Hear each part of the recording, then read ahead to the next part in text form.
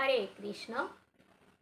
সুপ্রিয় ভক্ত সজ্জন সবাইকে কৃষ্ণ প্রীতি ও শুভেচ্ছা। আমি এখন শ্রীমদ্ ভগবদ গীতার প্রথম অধ্যায় অর্জুন বিষাদ যুগের 31তম শ্লোক পাঠ করার চেষ্টা করব। কৃপা করে ভুল ত্রুটি মার্জনা করবেন। হরে কৃষ্ণ। ওম অজ্ঞেন তিমিরান্ধ্রস্য জ্ঞানাঞ্জনশলাকয়া চক্ষুरुन्मीलितं येन तस्मै श्रीगुरुवे नमः। ॐ नमो भगवते वासुदेवाय। न च श्रेयोनुपश्यामि हता स्वजनं माहवे न काक्षे विजयं कृष्ण न च राज्यं सुखानि च। অনুবাদ: হে কৃষ্ণ, যুদ্ধে আত্মীয় স্বজনদের নিধন করা শ্রেয়স্কর দেখছি না।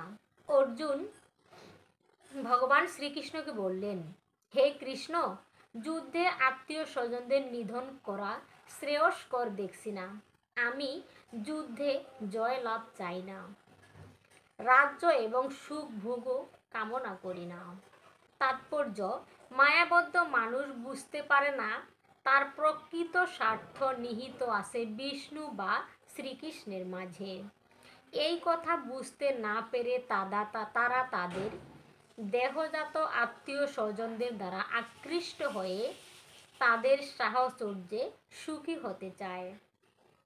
জীবনের এই প্রকার অন্ধ ধারণার বশবর্তী হয়ে তারা এমনকি জাগতিক সুখের কারণগুলিও ভুলে যায়। এখানে অর্জুনের আচরণে আমরা দেখতে পাই তিনি তার ক্ষাত্র ধর্মও ভুলে গেছেন।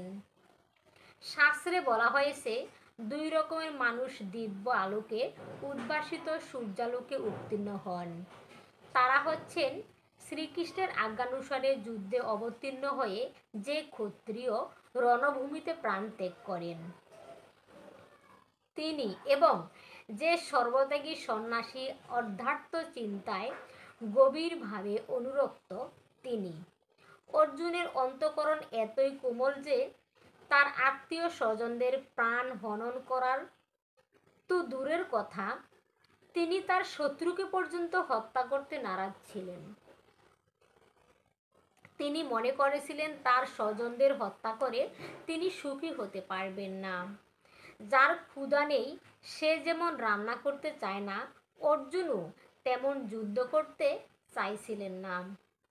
পক্ষান্তরে তিনি স্থির করেছিলেন অরণ্যের নির্জনতায় নৈরাশ্যপীড়িত জীবন অতিবাহিত করবেন। অর্জুন ছিলেন ক্ষত্রিয়। এই ধর্ম পালন করার জন্য তার রাজত্বের প্রয়োজন ছিল, কিন্তু ন্যায়সঙ্গতভাবে পাওয়া সেই রাজত্ব থেকে দুর্যোধন আদি কৌরবেরা তাকে বঞ্চিত করার ফলে সেই রাজ্যে তার অধিকারের পুনঃপ্রতিষ্ঠা করার জন্য কৌরবদের সঙ্গে যুদ্ধ করা অপরিহার্য হয়ে পড়েছিল। কিন্তু যুদ্ধ করতে এসে তিনি যখন দেখলেন তার আত্মীয় স্বজনকে হত্যা করে সেই রাজ্যে তার অধিকারের প্রতিষ্ঠা করতে হবে, তখন তিনি গভীর দুঃখে ও নৈরাশ্যে স্থির করলেন যে তিনি সব কিছু ত্যাগ করে বনবাসী হবেন। হরে কৃষ্ণ। গীতা মাহাত্ম্যম। গীতাশাস্ত্রমিদং পুণ্যং য পঠেৎ পযত পুমাन्। ভগবদ্গীতার নির্দেশকে যথাযথভাবে অনুসরণ করতে পারলে অতি সহজেই সমস্ত ভয় ও উদ্বেগ থেকে মুক্ত হওয়া যায়। এই জীবনে ভয় ও শোকাদি বর্জিত হয়ে পরবর্তী জীবনে চিন্ময় স্বরূপ অর্জন করা যায়। জয় গীতা, জয়।